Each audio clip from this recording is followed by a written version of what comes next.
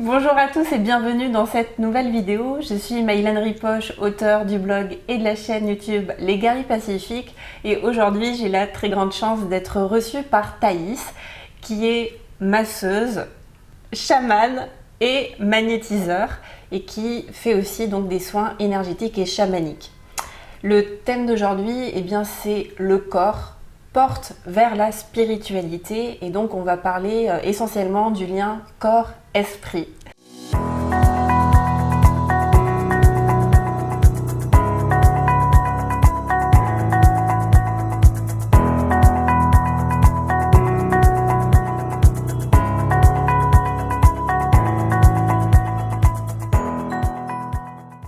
Alors déjà pour commencer, est-ce que tu pourrais un peu nous parler de qui tu es et puis un petit peu ton parcours de vie qui t'a amené à faire ce que tu fais aujourd'hui, donc ces soins énergétiques et chamaniques.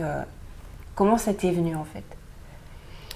Alors, à la base, on va dire, j'ai un peu ça dans les gènes, puisque je viens d'une lignée qui pratiquait justement le massage, le magnétisme et le chamanisme. Donc ça, c'est du côté de ma grand-mère vietnamienne. Maintenant, c'est pas venu à moi comme ça en claquant des doigts. J'ai eu tout un parcours personnel en fait au niveau du corps avant de renouer avec cette tradition. L'événement marquant, on va dire, c'est quand j'étais au collège, j'ai eu un petit accident, j'ai fait une chute qui m'a amenée à être opérée. Et malheureusement, il y a eu des complications, des séquelles qui ont fait que j'ai gardé des limites motrices, on va dire, permanentes.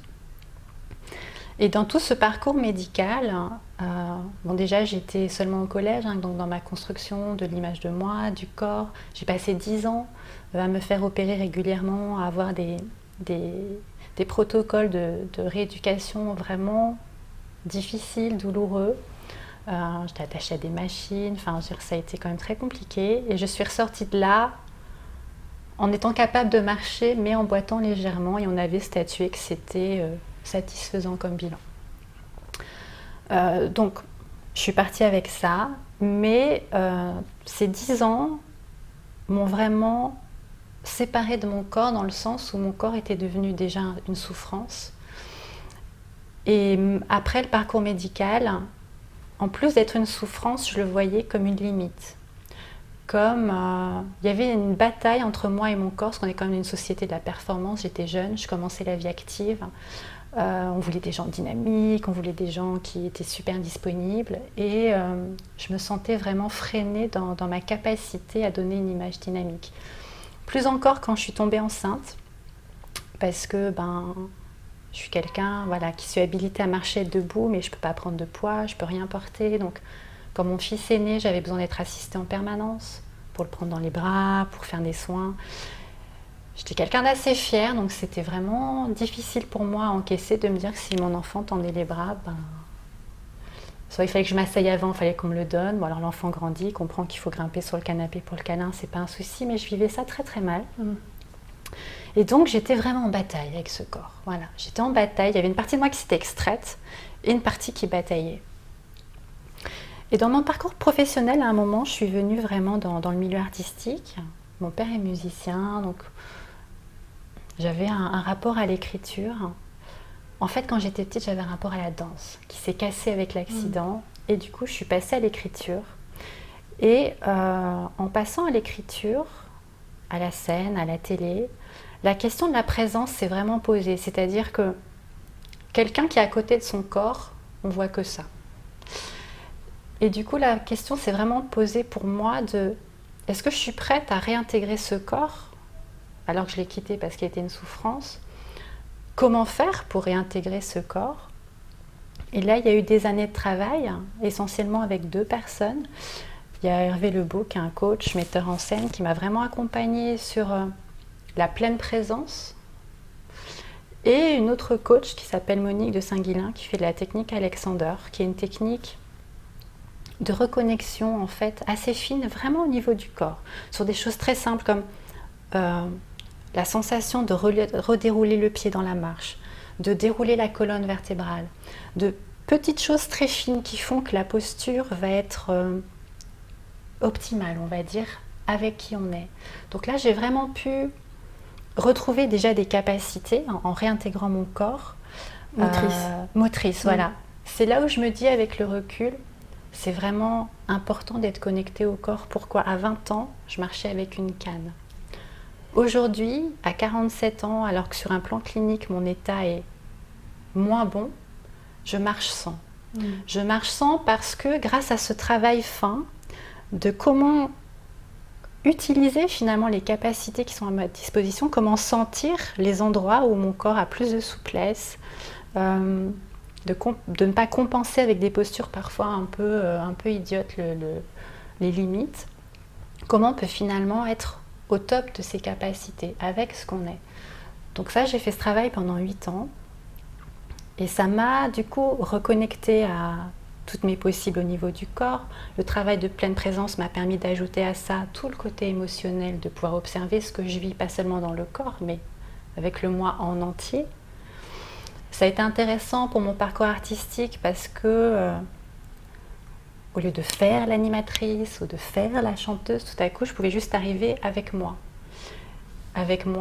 et être capable d'intégrer tout ce que je pouvais vivre peut-être de personnel dans l'émotionnel ou pas, pour juste faire ce que j'avais à faire avec tout de manière fluide.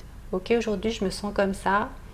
En théorie, c'est pas forcément en phase avec l'exercice que je viens faire et pourtant, je peux mettre ça au service pour être pleinement là et faire ce que je viens faire. Dire mon truc à la télé ou écrire ce que j'ai à écrire, enfin peu importe. Donc tout ce travail-là aussi, parce que les ateliers corporels sans groupe, ça m'a permis aussi de entrer en contact avec le corps des autres. Donc il y a eu toute cette interaction entre mon corps, celui des autres, et comment à nouveau être tout court. À partir de là, à un moment, j'ai eu envie de revenir au massage. Alors quand tu dis revenir, c'est parce que pendant un moment, tu étais... Quand j'étais plus jeune, à un moment, j'avais eu envie d'aller vers le massage. Et puis, bon, j'étais super jeune. J'ai eu des offres pas très appropriées, jeune eurasienne, massage, enfin bon voilà, et j'avais pas du tout les épaules. En vrai, c'est un truc qu'on rencontre encore aujourd'hui, mais c'est, voilà, avec celle que je suis maintenant, on regarde le truc et puis ça passe de soi, et à un moment, on n'attire pas les personnes qui sont pas censées venir à nous. À l'époque, j'avais pas du tout les épaules pour ça, ça m'avait vraiment... C'est pas que ça m'avait un peu dégoûtée, choquée, mais voilà, j'étais pas très en phase avec ça. J'avais vraiment radicalement coupé avec le massage, donc pendant 18 ans. Je me suis fait masser, mais voilà, moi, je ne suis jamais revenue dans la pratique. Et là, en me réappropriant le corps, j'ai eu envie de réapproprier le toucher aussi, parce qu'enfant, j'étais quelqu'un vraiment dans la sensorialité, dans le contact. J'aimais être pieds nus, j'aimais me rouler dans l'herbe, j'aimais... j'étais vraiment très tactile. J'avais perdu ça avec le parcours médical et tout, mais voilà, en me réappropriant mon corps, j'ai retrouvé cette sensation du toucher. Donc j'ai eu envie de revenir au massage, et en revenant au massage, mes mains se sont réveillées, donc les fameuses mains de magnétiseur. Donc j'ai exploré, je me suis formée. Comme tout s'enchaîne, hein, dès qu'on est sur sa route, il y a l'appel chamanique qui est venu, donc j'ai suivi une initiation. Enfin voilà, tout ça est venu se greffer en même temps. À un moment où effectivement j'étais à nouveau en capacité d'être pleinement présente pour accompagner une personne et pour pouvoir la toucher. Quel lien tu fais et enfin, concrètement, comment on peut faire ce lien aussi du corps et de l'esprit ? Ce que je constate dans les personnes que j'accompagne, bon déjà le fait qu'elles viennent à moi, c'est énorme, dans le sens où on est quand même dans une société où même si le bien-être devient quelque chose d'assez commun maintenant, se faire masser, aller au spa, etc. Le lien corps-esprit, pour moi, en théorie, il existe, mais dans la pratique, je ne trouve pas tellement. Je trouve qu'on est encore dans une société où le corps est une espèce de chose, un véhicule, au mieux un véhicule, éventuellement une marchandise. On est placardé de corps partout, mais ce corps, il n'est pas très incarné. Habité, voilà, il n'est pas très habité. Et les gens sont vachement dans leur tête. Et quand ils viennent, en soins énergétiques par exemple, sentir les choses, c'est pas évident pour eux. Et le lien, il n'est pas du tout inné. Il y a quand même encore cette idée d'un corps qui est là pour contribuer à un objectif, mais la notion que le corps c'est moi, C'est difficile. Parfois même, c'est difficile à admettre. J'ai des personnes, des fois, qui me disent « mais je ne suis pas ce corps » ou « je ne me limite pas à ce corps ». Alors, pour peu en plus qu'on croit en l'âme, bien sûr, on ne se limite pas à ce corps, mais j'ai envie de dire, qu'est-ce qu'on met derrière le corps? Il y a des gens, par exemple, qui vont me dire « oui, mais telle personne qui a un handicap, on ne peut pas dire quel est son corps ». Mais on parle de quoi? On parle de l'apparence, on parle des performances. Pour moi, le corps, ce n'est pas juste une apparence ou une performance. C'est quand même notre lieu d'expérience du monde. On vit le monde par nos sens. Par notre corps. Voilà. On a la peau qui est cette frontière avec le reste. On a toutes les sensations qui font qu'on expérimente le monde dans lequel on vit, les relations, etc. Donc, c'est pas juste une coquille, quoi. En plus, tout ce qu'on vit s'imprime vraiment dedans. Et d'ailleurs, on le voit parce qu'il y a plein d'expressions courantes, même les gens qui sont vachement dans leur mental. Ça me reste sur l'estomac, je l'ai en travers de la gorge. Mais on le sent en plus. Vous avez une émotion vis-à-vis de quelqu'un, waouh, il y a le cœur qui s'emballe. Tout à coup, il y a un truc qui vous contrarie, il y a le ventre qui fait ça. Enfin, on vit l'émotion dans le corps. Même pour quelqu'un de cérébral, c'est parlant. C'est vraiment parlant. Les gens qui se coincent le dos parce qu'il y a eu un événement compliqué. Enfin, vraiment, ce corps, il exprime toutes nos émotions. Alors certes, selon nos croyances, ce corps, c'est provisoirement notre expérience. N'empêche qu'au moment présent, on est là pour ça. Donc, les gens qui vont chercher la spiritualité en se disant il y a l'âme, on s'éveille ailleurs, si on n'est pas ancré ici, ça me paraît un peu difficile. C'est hyper important ce que tu dis parce que je trouve qu'il y a beaucoup de confusion justement. Les personnes dont tu parles, ou qui, quand on parle d'être un avec l'univers, où tout est un, où nous sommes tous reliés, en fait, on parle sur deux plans différents.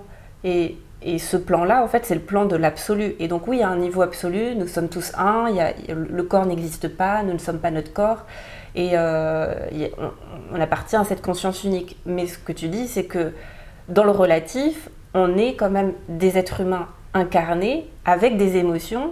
Et moi aujourd'hui, ce que je vois, c'est ce qui m'intéresse, et c'est aussi pour ça que je t'interviewe, c'est en tant qu'être humain, incarné dans ce corps-là, parce qu'on ne peut pas le nier, comme tu dis, on a un corps qui est quand même unique, et dans lequel il y a des émotions, il y a des choses qui bougent, et qu'est-ce qu'on fait, même si au niveau ultime, on est un être, en tout cas, moi je considère qu'on est un être divin, concrètement au quotidien, comment on se débrouille avec ce truc, quoi. Et donc, c'est en ça où je trouve que c'est important aussi que tu mettes le doigt dessus, qu'on ne peut pas le nier en fait, ce corps. Et dans ce sens-là, est-ce que pour toi justement c'est la porte vers la spiritualité? Oui, si on parle bien de la spiritualité comme étant cette expérience personnelle, bien sûr, le corps il nous reconnecte à qui on est. Tu vois, ce que j'ai adoré dans la technique Alexander, c'est qu'en revenant au corps de manière très simple, on est obligé de revenir dans le présent. Comment je sens mes pieds sur le sol? Ou même là, on pourrait dire, tiens, on est assise. Est-ce que la texture me plaît? Est-ce que c'est confortable? Comment j'épouse les contours ou pas de ce canapé dans lequel je suis? Ça me ramène à moi maintenant. En me ramenant à moi maintenant, je me reconnecte profondément à qui je suis. Et là, dans ce cas-là, parce que je suis reliée à où je suis maintenant et à comment je suis intérieurement, je peux sentir le tout. Mais partir dans le cosmos pour sortir un tout, alors qu'on est dans une condition d'incarnation, je ne suis pas très convaincue. Je crois qu'il faut le tout. Souvent, on dit que l'ancrage, il est dans la terre et dans le ciel. Mais notre terre, on la prend ici aussi. On la prend dans nos jambes, on la prend dans nos pieds, on la prend dans notre axe. Alors effectivement, c'est là qu'on va me redire la question du handicap. Je donne un exemple simple, tu vois. Quand j'ai commencé à chanter, à un moment, il a fallu que je me dise, moi je vais chanter assise. Il y a plein de gens qui me disaient, tu peux pas chanter assise parce que tu as des jambes et que tu as colonne d'air et que patati et patata. Mon axe, il existe avec ou sans mes jambes. Tu vois ce que je veux dire? Mon monde intérieur, il existe, quelle que soit la performance et l'apparence de mon corps. Donc oui, je peux être ancrée profondément dans ma chair et aller chercher le ciel et la spiritualité en étant reliée à l'intérieur. En plus, on a quand même des cellules avec tout un fonctionnement de mémoire, etc. Enfin, je veux dire, on a un corps qui est tellement riche d'enseignements. Cette connexion-là, bien sûr qu'elle nous emmène ailleurs. Ça, j'en suis convaincue. Alors, et concrètement, comment on fait pour les personnes qui aimeraient être justement, développer leur présence au corps? Qu'est-ce qu'on peut faire en fait concrètement? Des petites choses pour utiliser le simples. corps, pour peut-être s'élever spirituellement ou... Alors indépendamment effectivement des ateliers ou des accompagnements qu'on peut faire, j'ai envie de dire des choses simples. La première, c'est de ralentir. Souvent, les gens sont tellement dans le faire, il y a un mouvement permanent. Il y a une liste d'agenda grande comme ça dans la journée. Il n'y a aucun espace de respiration. Juste se poser pour ne rien faire. Et sentir ce que je disais tout à l'heure, la sensation de où je suis. Ou si je suis dehors, tiens, le vent frais, qu'est-ce que ça fait sur ma peau? Comment je sens le soleil? Comment je me sens là, dans les odeurs, dans tout ce qui m'entoure? L'espace de contemplation, en fait, j'ai envie de dire, d'intériorité. Prendre ce temps, quelques minutes dans la journée déjà, ça permet de revenir renouer avec des choses. C'est simple en soi, mais je ne suis pas sûre que beaucoup de gens s'autorisent, enfin en tout cas prennent ce temps. C'est même pas une question de s'autoriser, c'est que parfois on est pris dans le mouvement, le quotidien. On a les enfants, on a le travail, ou on a tout ce qu'on peut être amené à avoir à faire dans notre vie. C'est la course. Et ralentir et contempler, c'est vraiment des notions qui sont pas très bien accueillies dans le quotidien. C'est un défi. Et la question que peut-être certaines personnes peuvent se poser, c'est en quoi le fait de ralentir, d'avoir des temps de contemplation, peut créer ce lien avec quelque chose de plus grand que nous? Parce que quand on ralentit et qu'on contemple, on renoue avec ses sensations. Quand on est dans la course, c'est l'esprit, c'est le mental qui dirige tout. C'est le mental qui nous tient en disant voilà, il faut absolument que tu arrives à faire ça, il faut que tu aies réussi à boucler ça dans tel délai, j'ai encore ça à faire. Donc c'est sûr qu'il nous tient. Bien sûr qu'on en a besoin. Pour moi, il n'y a pas d'opposition à ça. C'est juste que on a besoin de repos aussi. Et on n'a pas juste besoin d'un repos pour tenir le lendemain. Émotionnellement, moralement, on a aussi besoin de faire une pause. Ne serait-ce que d'avoir quelques minutes pour faire le point, pour respirer. Enfin, déjà, ça nous donne du recul, on est moins à cran. Donc, ne serait-ce que pour être moins stressé, je trouve que c'est très utile. Il y a des gens maintenant, il y a des applis pour faire de la cohérence cardiaque et tout. Enfin, des tas de petites choses qui permettent de se poser en disant tiens, je respire. Maintenant, là où il faut faire attention, c'est que, il faut réussir à prendre ces quelques minutes, et 2, il ne faut pas les faire pour bien faire. Si on est dans le faire, attention, là je fais méditation. C'est une bonne intention, mais je ne suis pas convaincue. On est encore dans une certaine si on est dans l'exercice, si on va faire des stages, etc., dans l'idée que tout à coup on va être super plus ceci ou super plus cela, je trouve qu'on passe un peu à côté de la proposition en fait. L'idée, c'est, j'ai envie de dire, oser explorer. Sans avoir un objectif particulier. Tiens, qu'est-ce que ça me fait si je vais sentir ça? Puis peut-être on a une bonne surprise. Souvent qu'on n'attend rien, des bonnes surprises. Mais je crois que si on se fige dans un objectif, il y a plein de gens qui font du sport, des machins et tout. Et c'est bien en soi de faire ça. Maintenant, est-ce que je le fais parce que ça me fait plaisir? Est-ce que je le fais parce que ça me défoule? Ou est-ce que je le fais parce que c'est bien de s'entretenir un petit peu? C'est bien de faire une activité. Si vraiment on prend le temps pour soi, parce que ça nous éclate, on va se reconnecter à quelque chose. Ouais, j'ai couru, ça m'a fait tellement du bien, je me suis défoulée, j'ai senti le relâchement dans mon corps. Ouais, génial.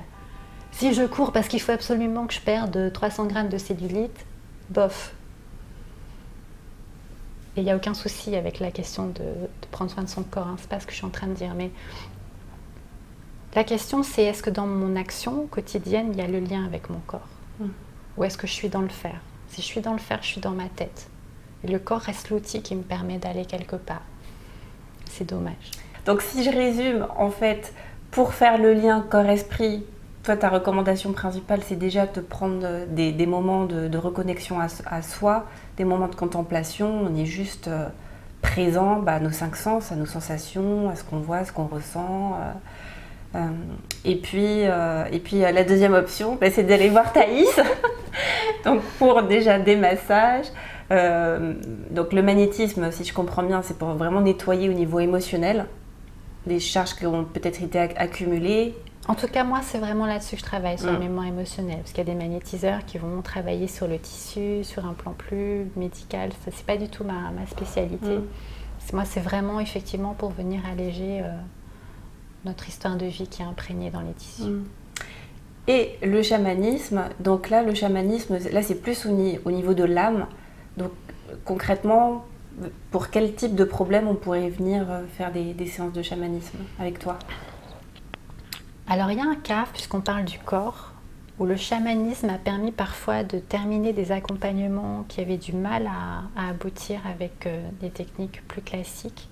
Des personnes, par exemple, qui ont vécu un gros traumatisme comme une agression violente au niveau du corps.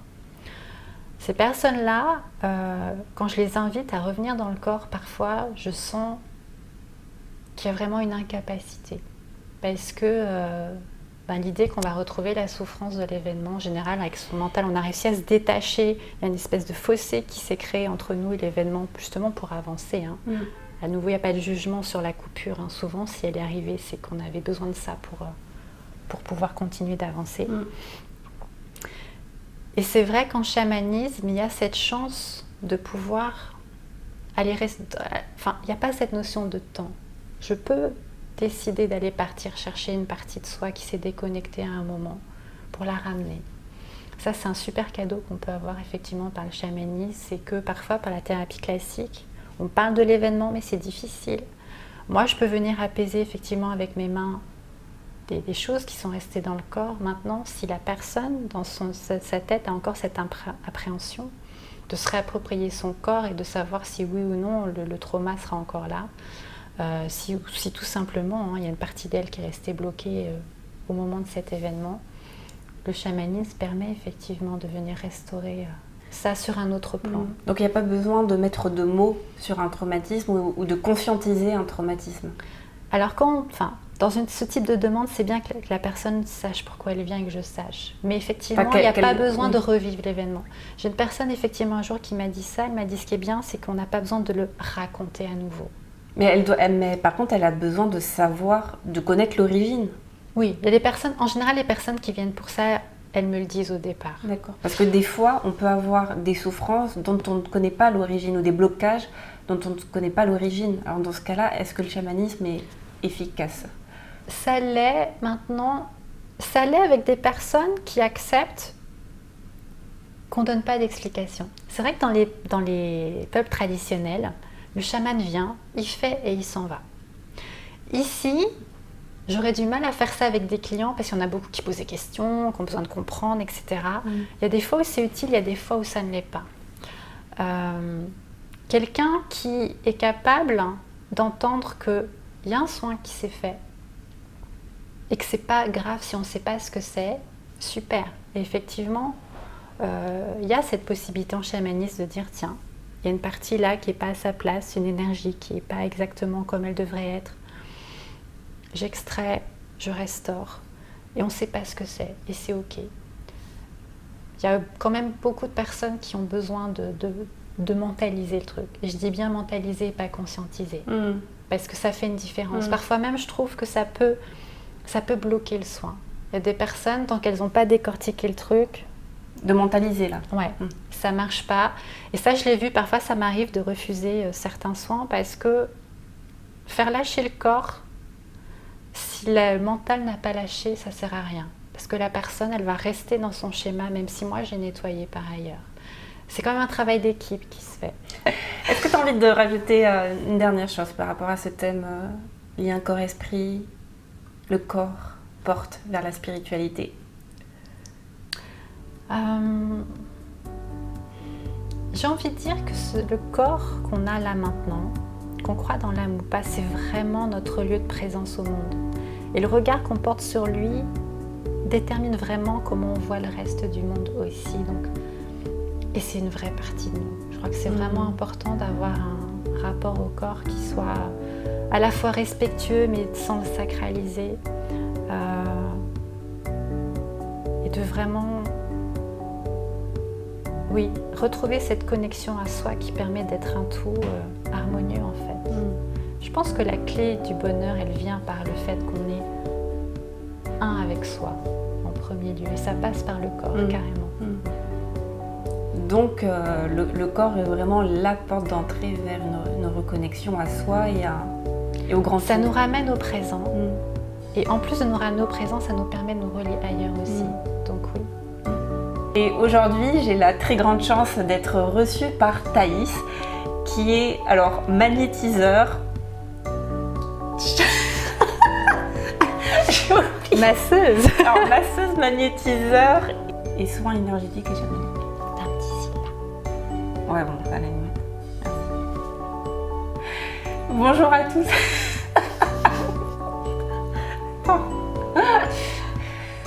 Alors, on va y arriver.